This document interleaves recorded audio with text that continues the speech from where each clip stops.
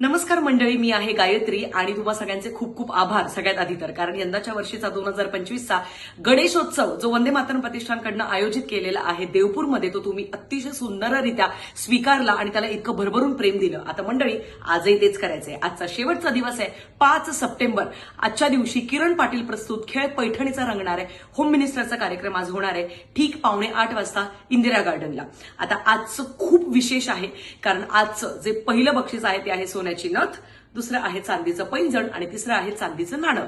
आता हे तीनही बक्षीस आजचा जो खेळ पैठणीचा रंगतो त्याचे प्रायोजक जे आहेत म्हणजेच गंगाधर बाळाशेठ नाशिककर ज्वेलर्स, आग्रा रोड, धुळे, तर यांच्याकडनं ते दिलं जाणार आहे. याच्या समवेतच वंदे मातरम प्रतिष्ठानच्याही वतीने पहिलं बक्षीस, दुसरं बक्षीस, तिसरं बक्षीस आणि उत्तेजनार्थ साठी सुद्धा 5 पैठण्या दिल्या जाणार आहेत. आणि त्याच्या समवेतच, कारण या संपूर्ण 10 दिवसांच्या 2025च्या सार्वजनिक गणेशोत्सवाचे मुख्य प्रायोजक आपले दवे का दिव्य प्रीमियम मसाले हे आहेत, तर त्यांच्याकडनं देखील आज एक स्पेशल हॅम्पर्स दिले जाणार आहेत, जे मसाल्यांचे हॅम्पर्स असतील कदाचित.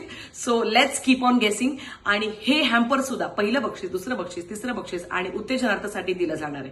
बरं, या सगळ्यांच्या व्यतिरिक्त आज, कारण आपला शेवटचा दिवस आहे कार्यक्रमाचा आणि उद्या आपल्या सगळ्यांना बाप्पाचा निरोप घ्यावा लागणार आहे, तर त्याच्याचमुळे आज आपले दवे का दिव्य प्रीमियम मसाले हे जे मुख्य प्रायोजक आहेत, आपल्या सगळ्यांना त्यांचा जो ड्रायफ्रुट्सने युक्त असा दूध मसाला आहे तो चाखायला देणार आहेत ठीक 7:45 वाजता इंदिरा गार्डनला. आता तुम्ही म्हणाल मसाला कसा चाखायला देणार, कारण आज तिथे मसाला दूध सर्व्ह केला जाणार आहे सगळ्यांसाठी.